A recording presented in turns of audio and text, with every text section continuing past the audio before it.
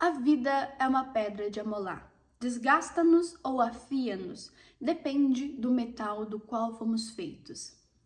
Eu acredito que o principal propósito da vida é evoluirmos como seres humanos.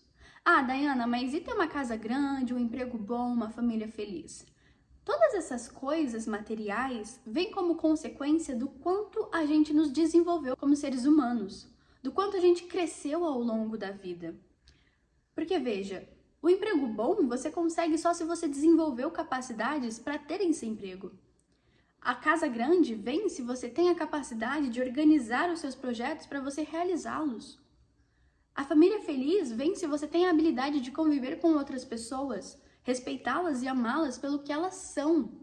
Todas as coisas no mundo vêm como resultado de quem nós somos. Logo, o primeiro ponto que a gente deveria buscar evoluir seria o de nos evoluirmos como seres humanos, crescermos e nos tornarmos melhores. E se você se colocar como um aprendiz da vida, não tem outro caminho senão você crescer e evoluir junto com ela. Porque durante todas as coisas que vier até você, o que der bom é sucesso e o que não der tão bom assim é uma oportunidade para você aprender, crescer e evoluir. Então, dai-me o bom ou dai-me o mal, tirarei proveito de tudo. Tudo se torna um chamado para a construção de si mesmo. Hoje, eu quero contar a minha história para te inspirar a se tornar um aprendiz da vida também. Aqui no meu canal eu falo sobre espiritualidade, autodesenvolvimento e criatividade.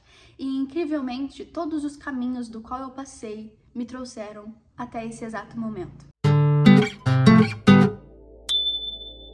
A minha história começa cedo. Posso dizer que o meu karma nessa vida começou quando eu nasci dentro de uma família disfuncional. Os meus pais, eles eram muito jovens. Minha mãe tinha 15 anos quando me teve. Então, não é como se tivesse sido uma ausência. Porque hoje eu vejo que eles não tinham uma estrutura nem com eles mesmos. Quem dirá para criar outra pessoa? Porém, isso não nega que existia pontos familiares que eu gostaria de ter que não foram preenchidos. E por muito tempo, isso mexeu com a minha autoestima. A forma como eu me via merecedora das coisas, a forma como eu me via digna de existir. Não era de um lugar mútuo de carinho e afeto, era o que deu para dar. Mas esse nem é o fato principal. A questão mesmo é que desde que eu me conheço por gente, os meus pais brigavam muito. Toda semana. Não eram apenas discussões, eram brigas feias. Crescer em um lar assim foi tudo menos um lar. Porque não existia paz, era como se a qualquer momento uma bomba fosse explodir. Isso me fez crescer preocupada, desesperada, com medo. Como se nunca tivesse espaço para minhas coisas, porque eu sempre estava lidando com as coisas dentro de casa. Por conta disso, eu passei grande parte do meu crescimento na casa da minha avó. Léo tinha meus tios e os meus primos, onde a gente brincava e fazia coisas de criança. E naturalmente eu tinha um vínculo muito forte com a minha tia. Era quase como se ela fosse a minha irmã. Então, em quase todos os lugares que ela ia, eu ia também. Tudo que ela gostava, eu gostava também. Tudo que ela fazia, eu fazia também. Já tiveram alguém na vida de vocês assim? Pois bem, eu amava muito ela. E por mais que eu não tivesse capacidades de tangibilizar dizendo diretamente eu te amo, eu gostava tanto dela, eu amava tanto ela, que a minha personalidade era uma extensão da personalidade dela. Muito do que eu era tinha vindo dela. Essa era a minha maior forma de admirá-la, sendo um pouco de quem ela era. E por que eu tô falando tudo isso? Porque quando eu tava para completar 10 anos, no Dia dos Pais de 2017, a gente recebeu a notícia de que ela tinha falecido. Aos 14 anos, dormindo. Eu nem sabia o que era morte. E estrear esse conhecimento com a pessoa que eu mais gostava no mundo foi desolador. Ao mesmo tempo que isso causou um baque muito grande, eu fui preenchida por um vazio. Não só eu, como toda a minha família sofreu muito. O período de luto que se prosseguiu foi lento, como se a gente tivesse sido congelados. Passou 1 ano, 2 anos, 3, 4, 5... E era como se a gente continuasse anestesiados, petrificados pela dor, pelo desamparo. Nesse momento, eu me tornei uma pessoa depressiva. Eu nunca admiti pra ninguém porque eu não queria dar mais trabalho. Mas eu batia a ponto de chorar até dormir todas as noites. Eu lutava para que essa emoção não inundasse as outras áreas da minha vida. Nesse mesmo período, as minhas relações de amizade, eu não tinha muitas fora da escola, e dentro da escola eu também tinha pouquíssimas. Eu não conseguia pertencer, sabe? Era como se o que as minhas colegas estavam falando fosse uma realidade paralela da minha.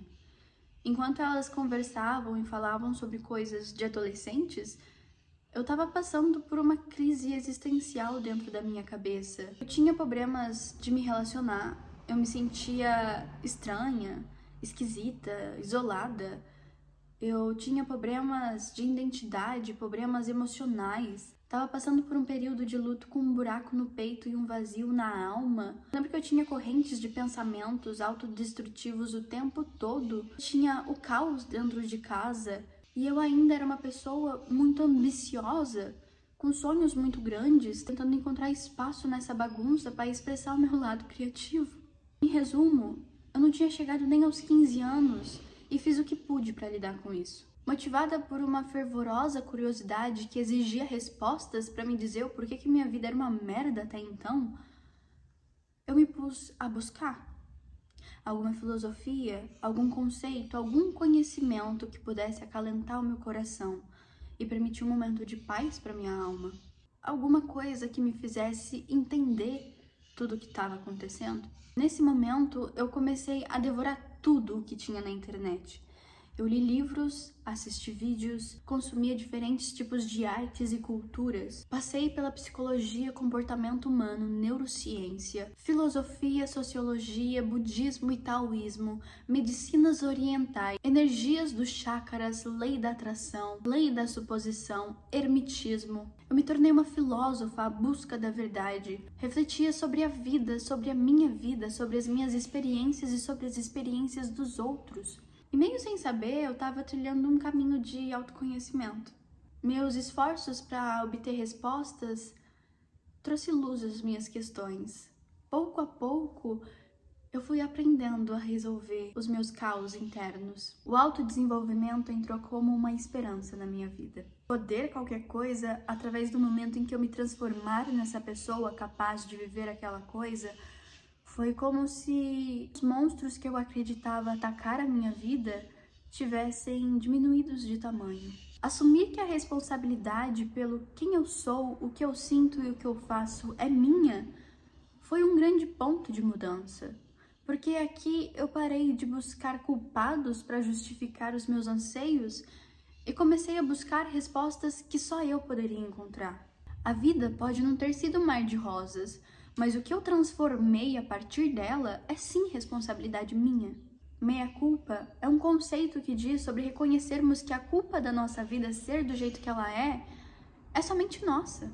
Por mais doloroso que seja admitir isso, é somente quando a gente assume a responsabilidade pela nossa vida e por quem nós somos, é que desenvolvemos a capacidade de transformação. Só quando algo depende somente de nós, é que temos a real possibilidade de transformá-la. Entender isso girou as minhas concepções de cabeça para baixo e me mostrou a possibilidade e o dever de ser diferente, de fazer diferente. Investigar quem eu sou me escancarou respostas muito mais além de mim e da minha vida. Me mostrou como entender as outras pessoas, saber mais sobre a natureza do próprio universo. Quanto mais dentro, mais fora, a gente acaba nos tornando mais empático com as outras pessoas, porque a gente sabe exatamente como é estar naquela face. A gente para de tentar controlar todos os acontecimentos da vida, porque a gente começa a confiar que ela sabe de mais coisas do que nós. Em algum momento da minha jornada de autoconhecimento, eu comecei a ter contato com a espiritualidade. Quando me dei conta, eu me aprofundei sobre leis universais e a ciência oculta da vida. Logo, eu comecei o meu processo de despertar da consciência. Entendi que Deus é tudo, inclusive eu e você e todas as outras coisas que existem. Que o nosso relacionamento com Ele não se faz necessariamente por intermédio de igrejas, rituais ou organizações, mas por meio de qualquer um que reconhecer que dentro de você existe uma inteligência que cuida e organiza todas as coisas do seu ser e do mundo. A espiritualidade mudou para sempre a minha percepção sobre a vida, a minha percepção sobre a existência. Quando a gente descobre que, em última instância, nós somos um, e que essa junção de tudo e todos é o próprio Deus, a gente começa a descobrir lentamente a verdadeira sabedoria da nossa existência aqui na Terra. Quando eu me encontro nesse nível de consciência, durante todo esse caminho, percebo que dentro de mim ocorreu uma revolução. A minha formação de eu, que eu tinha aos 14 anos, para quem eu sou hoje, foi uma mudança absurda. A mudança na minha forma de pensar, na minha forma de sentir, na minha forma de agir, foi brutal. Às vezes eu penso que a gente nem foi a mesma pessoa. Claro que ainda existem muitos outros aspectos a serem trabalhados dentro de mim, mas dado o meu histórico, eu sinceramente acredito que foi uma mudança e tanto. Hoje eu já não tenho mais crises de identidade, porque eu entendi quem eu sou. Eu já não tenho mais tanto problemas emocionais, porque eu aprendi a canalizar as minhas emoções para usá-las ao meu favor. Os meus pais divorciaram e agora eles não brigam mais. Porém, por mais que a maior parte de tudo tenha se resolvido, eu ainda sentia um peso. Lembra quando eu disse que eu era uma pessoa ambiciosa? Pois bem, o aspecto do trabalho sempre foi muito importante para mim, porque desde muito nova eu sempre soube que eu não me contentaria com um emprego tradicional. Talvez seja porque eu sou uma artista. A minha vida inteira eu sempre pensei em trabalhar para mim através da internet, com comunicação e criando coisas. E por mais que eu tenha nutrido essa certeza por anos, eu nunca cheguei a confiar em mim mesma. Eu nunca apostei as fichas em mim, fui lá e fiz acontecer. Nesse aspecto, eu precisava sempre da confirmação das outras pessoas para me dizer que eu estava indo no caminho certo. Mas adivinha? Nunca veio. Ninguém nunca me deu a permissão para mim ir lá e tentar. Só que ninguém nunca vai dar mesmo, porque elas não faziam ideia do que eu desejava. E mesmo se elas soubessem, a única pessoa que realmente necessitava confiar, acreditar e permitir era eu comigo mesma. Antes de outras pessoas apostarem em mim, eu tinha que apostar em mim. Então, por muito tempo, essa ideia ficou apenas nos meus pensamentos, na minha cabeça. Porém, quando eu comecei a trabalhar esse ano de segunda a sábado em um mercado, obviamente não era o que eu sonhava, mas por ter me permitido aprender com aquela experiência, coisas além das funções fajutas do ofício, eu comecei a demonstrar para mim mesma que eu podia executar, que eu podia colocar a mão na massa sem ter medo de errar. Porque lá no serviço eu errei pra cacete. E só lá eu aprendi que se eu errar, é só tentar de novo. O que realmente importa é não desistir de fazer. Então foi se juntando esses pequenos aprendizados que a juros compostos me rendeu uma autoconfiança de que eu posso tirar isso da minha cabeça e colocar no mundo. Que eu tenho capacidades e habilidades para fazer isso acontecer. Assim, então, eu pedi demissão. E pela primeira vez na vida, eu apostei em mim. Pela primeira vez na vida, eu comecei a criar coisas que eu vejo sentido fazer. Comecei a usar a criatividade como forma de trabalho. Eu comecei a assumir de que eu vou fazer isso dar certo. Os grandes frutos de tudo isso são os meus canais de comunicação, onde eu falo sobre a minha experiência de vida e ensino um pouco sobre tudo isso que eu aprendi ao longo do meu caminho.